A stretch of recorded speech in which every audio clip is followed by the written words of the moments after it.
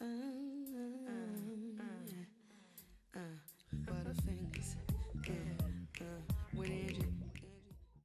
afternoon, and welcome to the last workshop of the afternoon, and which means Don can run late, which means he probably will run late.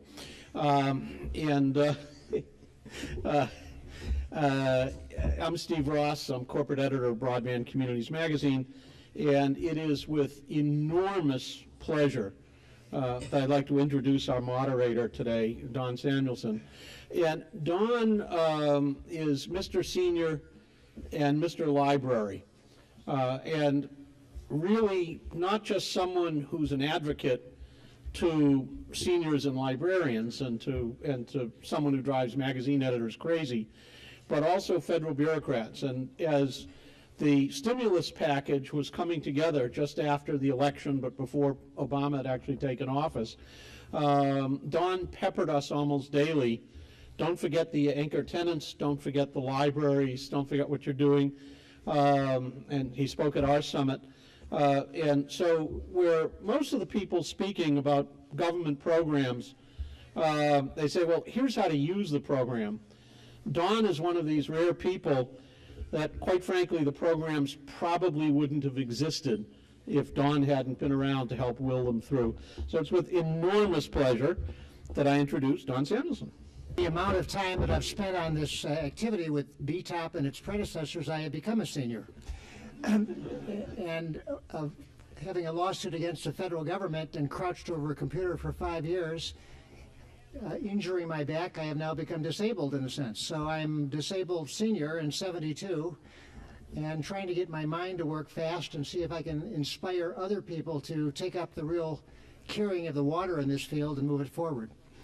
Our session is oriented toward helping local communities think about their seniors as a resource.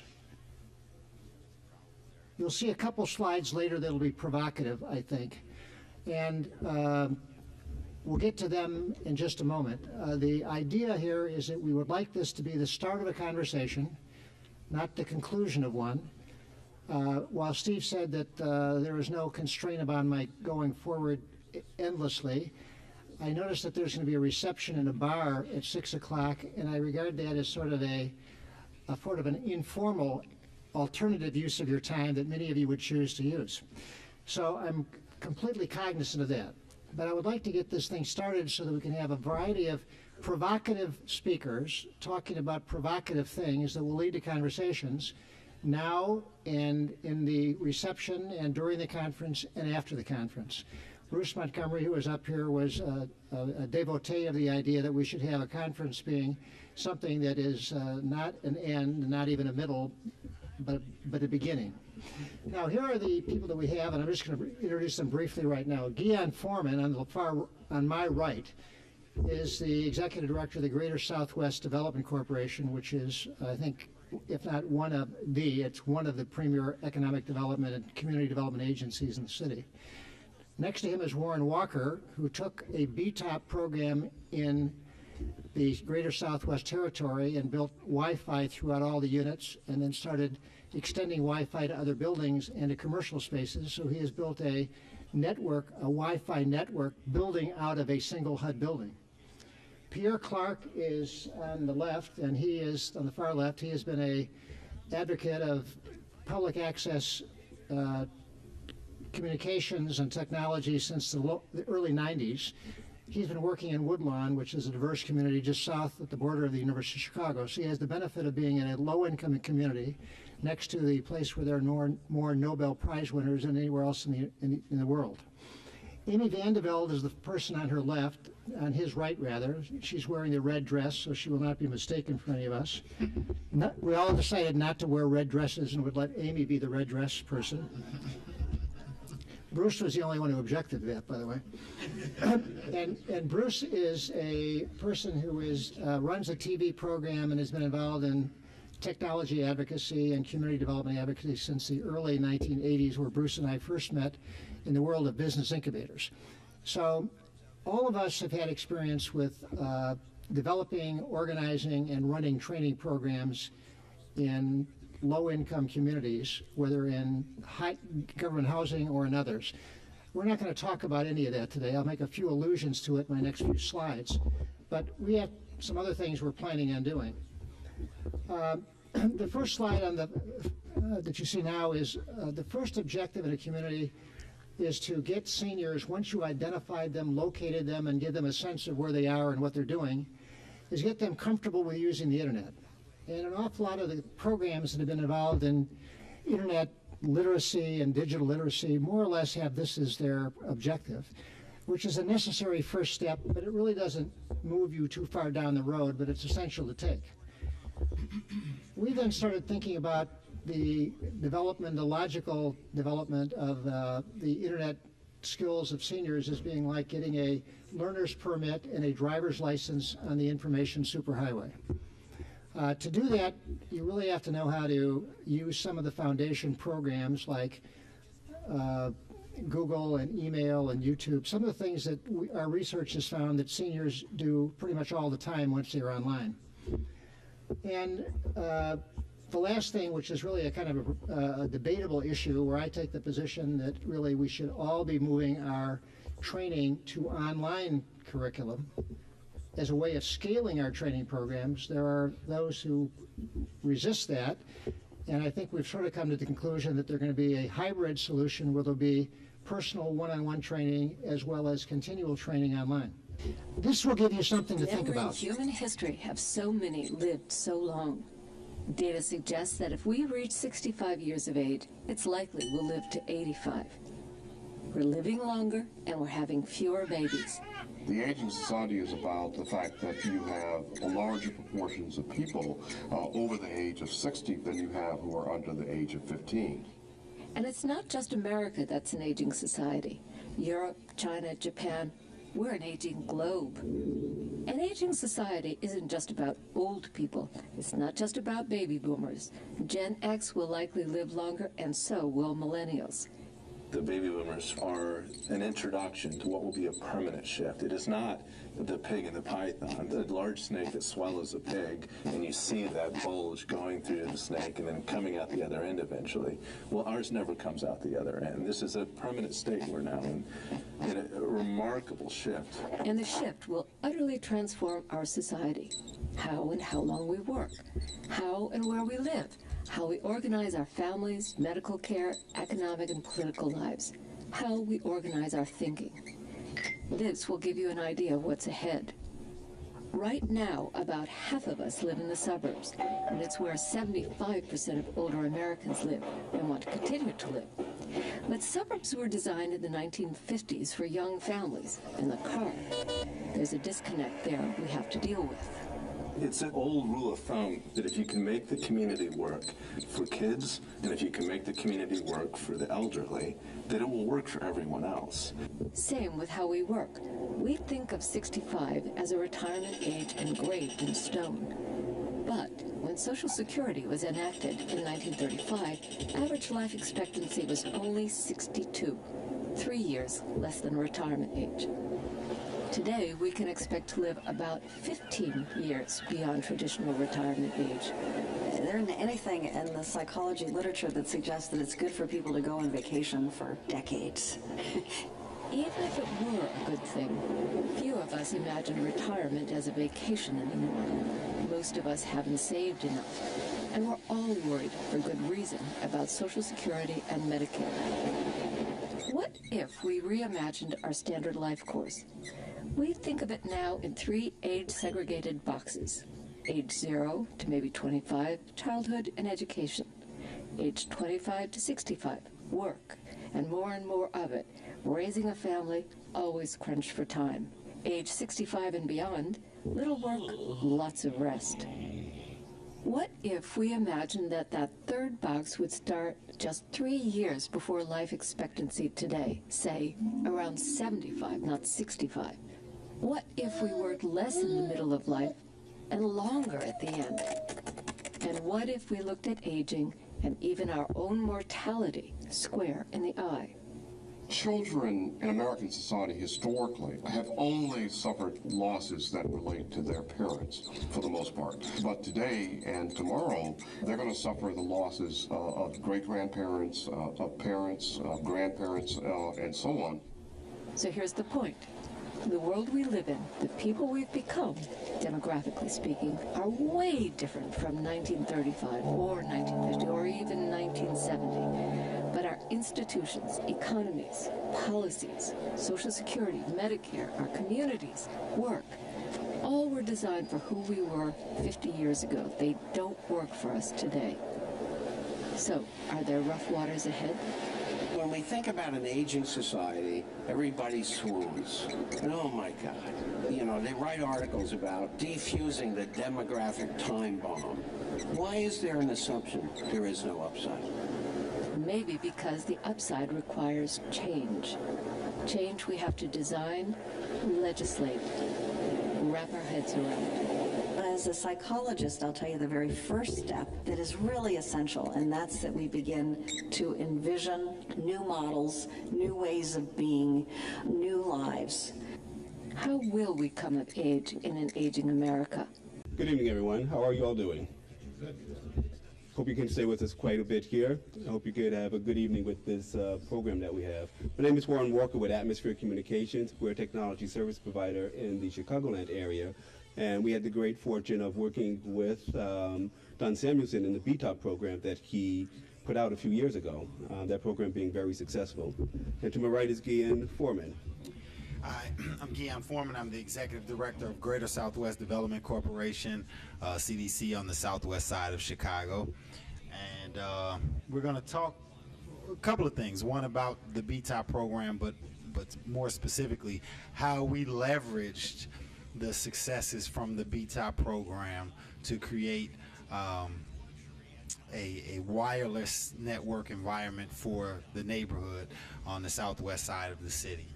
So I won't read the screen to you. You can see the screen, but we were able to use the network that we use on BTOP to create a system that we were able to expand on to create a wireless system to provide free Wi-Fi along 63rd Street from Western, and eventually it will go all the way to Cicero.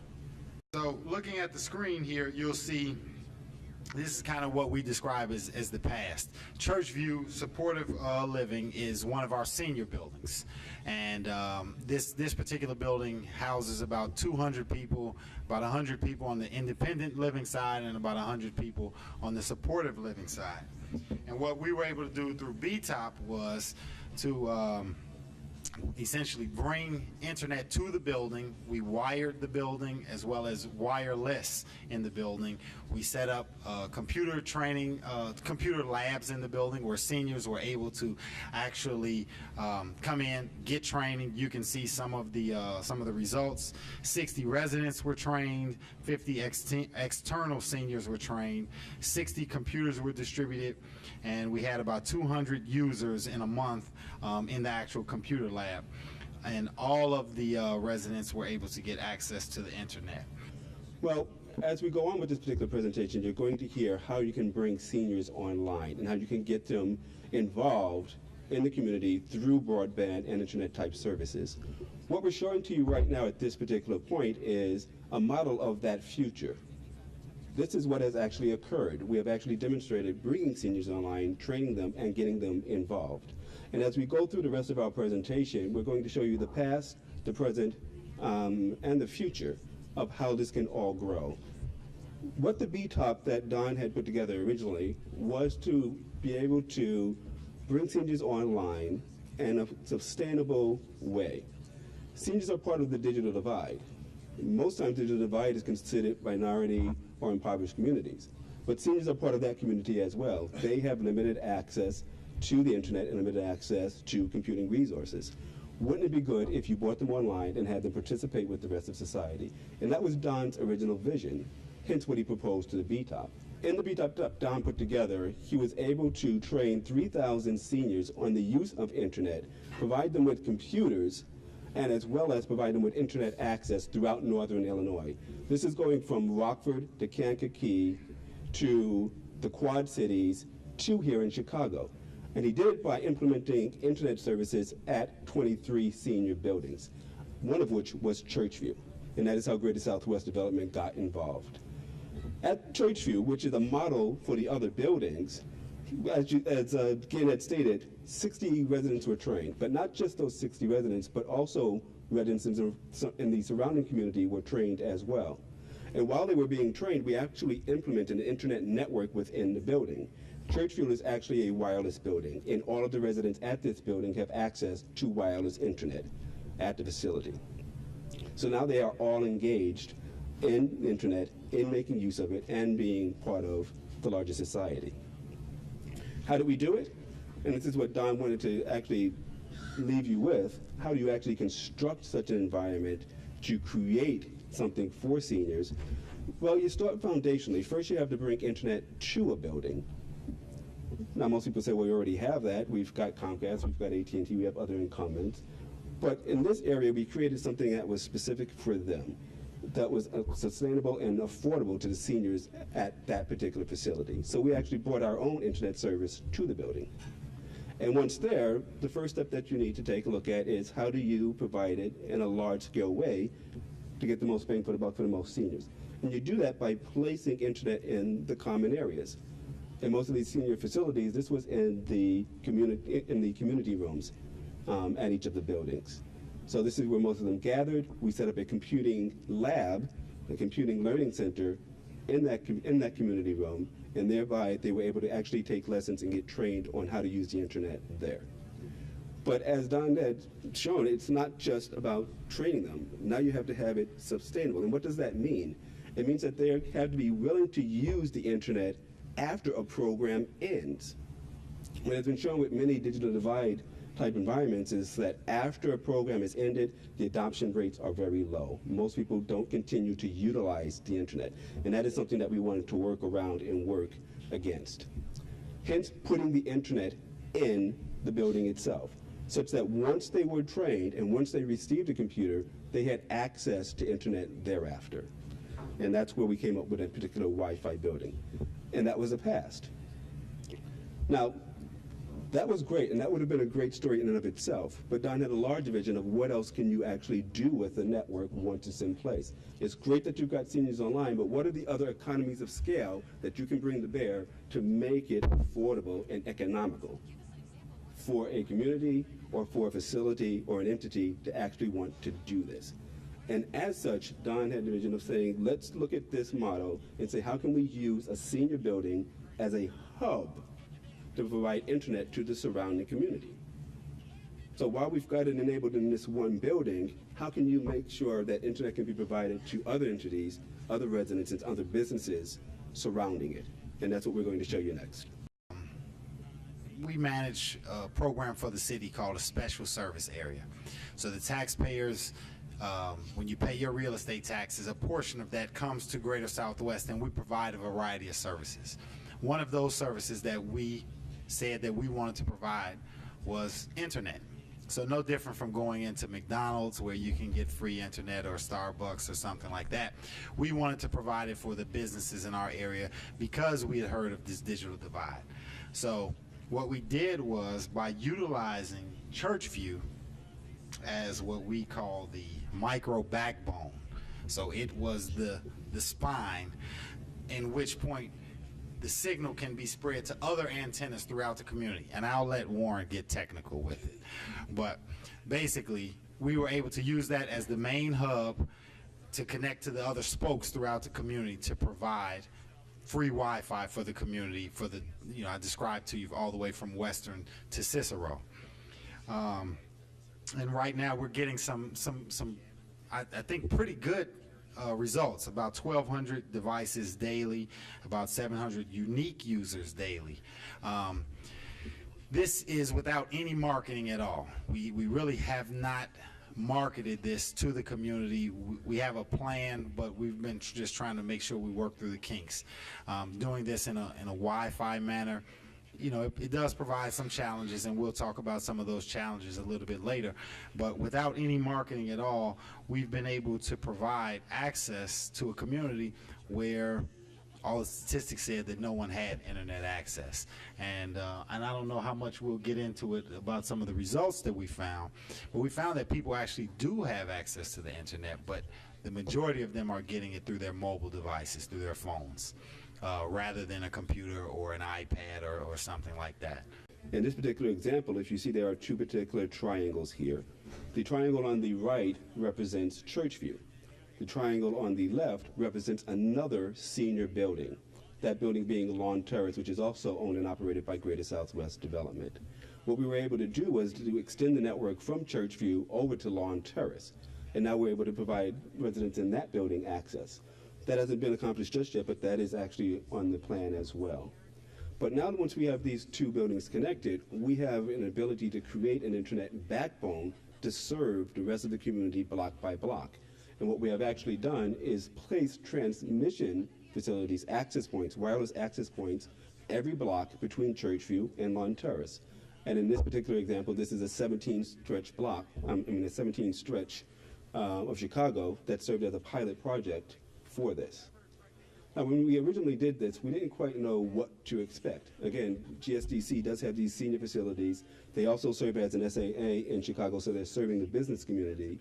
And of course, they've got dual mission. How do you serve the business community through the SAA, but also serve the larger community at whole, which is their greater mission as well? Hence, putting in the wireless access points every block, which serves the businesses. Every business along that strip can get access to internet service, and they can get it free. Anyone walking along a strip of 63rd Street can get internet for free. But also we've laid paid service on top of that, so that you can get a minimum level of internet service for free, but if you would like to get greater amounts of internet service, more bandwidth, you can pay for that too, at a nominal cost, which is still going to be lower than what you get from the incumbents, typically. And so, now you've got the network growing, and now you've got what we have called a micro backbone. And I'm going to get a little technical for those who are more in the internet services environment. A lot of what has happened in Illinois is that they've built out a lot of fiber networks, and those fiber networks are called middle mile networks. These are the technical back ends and backbones of the internet for Illinois. What is supposed to occur with those middle mile fiber networks is that you're supposed to have in-mile services placed on top of them. And those in-mile services are the actual service that comes to your home. So you've got middle mile, which is the backbone, and you've got last mile, in-mile laterals that actually come to your home or your business. What we've done in essence is actually create a micro backbone. Instead of having stretches of miles and miles to get people on, which so far they're still trying to figure out what to do with, we've said that if you create a micro backbone, something that is closer to the community that you're actually dealing with, you can automatically create these kind of laterals off of them to be able to serve that given community. And we'll show that as we go into the future as well. But the question has always been at what cost, at what type and level of technology. And as we'll show a bit later in our particular presentation, we've been able to do this very economically with primarily off-the-shelf technology. And I think, Don, to answer your question, it's really about doing a paradigm shift and thinking outside the box. Thinking how can it actually be done in an affordable way that can get the maximum bang for the buck for the most people. From being a senior building operator, the answer is 100% cost. The margins are already so slim that there's almost no room unless there's a grant. But that's the old way of thinking. You know, the way that I think about it is, if I think about what I think of traditionally as a senior, I think of my grandmother. If I hand my grandmother my iPad, she doesn't have a clue of what to do with it. However, my dad is a senior, and he uses the internet every day. And so as senior building operators, we have to get away from thinking about my grandmother as the example, or think about my dad as the example, or think about me as the future example. And so it'll almost, we need to start, as building operators, we have to start thinking about this will be just as common as having water or gas or electricity. If I go on vacation and I don't have internet access, or if I go visit my in-laws where I can't get a wireless signal, I'm going crazy for 2 days. And so this is the kind of way that as building operators we have to start thinking about it. But it forces us to go to the city, the county, the state, the feds to say we need funding to be able to include this in our building. It should be standard. When our network is complete, we would have about 85 blocks covered with our Wi-Fi system. And again, that's from Western, along 63rd Street from Western to Cicero, and then along Pulaski from about 55th Street to 71st Street. And that's the area where our SSA covers. We think that that's somewhere around 3,000 devices daily and somewhere around 1,500 users daily, kind of based on the results that we're seeing right now. We actually think that this is kind of the start, because we've been talking with other communities, the neighboring communities, and saying, now that we have this network built, it's a lot easier for you to add on to what we've already started rather than you starting from scratch. But then there's a whole, it's not a part of this. In order for me to have commercial corridors that work, I have to have residential areas that work as well. And I have one quick story. I had a young man who came to us and said, you know, I can actually get the free house, but unfortunately, I have to go out onto the porch. I have to leave my house and go outside to get it. But I don't have internet at home, and so at least I can get it. I just have to go out onto the porch now. So the thought is that how can you use this to now where you see the yellow and the blue and the red, how can we go on some of those other, maybe it's not the main street, but some of those other streets and start to do some of the infill to truly get an entire community that's connected and utilize that to maybe say, come shop locally at the local store, or there's a sale here, or the teacher can communicate with the parent at home, or Holy Cross Hospital, the doctor can send a message and say, don't forget to take your medicine today, or show up to your appointment tomorrow. So ultimately, that's where we would like to see this go. We kind of see this as a good starting point, and there's a lot more that we actually could be doing. Sounds great. So obviously we've got a great network. It's being built out. It actually is being utilized. When we first put this network together, we imagined that maybe 100 people a day would actually use it. We actually have over 1,000 people using it any given day. And that is with just the segments that we've built out so far. Who knows what the future holds when phase 1, 2, and 3 are actually put in place. But obviously that's a great story, and everything is perfect in a perfect world. But nothing happens without challenges. And so that's something that we want to leave with you, are just what are some of the challenges that we face actually being in the trenches and actually having boots on the ground to actually build out such a network. So the first one is cost. I mean, we have a funding mechanism today, and you know, it may not be there tomorrow. I mean, we feel comfortable that we're providing a service so that it will make sense, but that's real. The value gap. It's interesting. One of the arguments around the digital divide is that people can't afford it. And the example that I give all the time is that it's a function of what you value. When a new pair of Michael Jordan sneakers gets released, we actually have to hire special security because the line is 3 blocks long, and those sneakers cost $250. So people can't afford internet if they wanted it, because it certainly is a lot less than those Michael Jordan sneakers, but they value those sneakers a lot more than they do internet.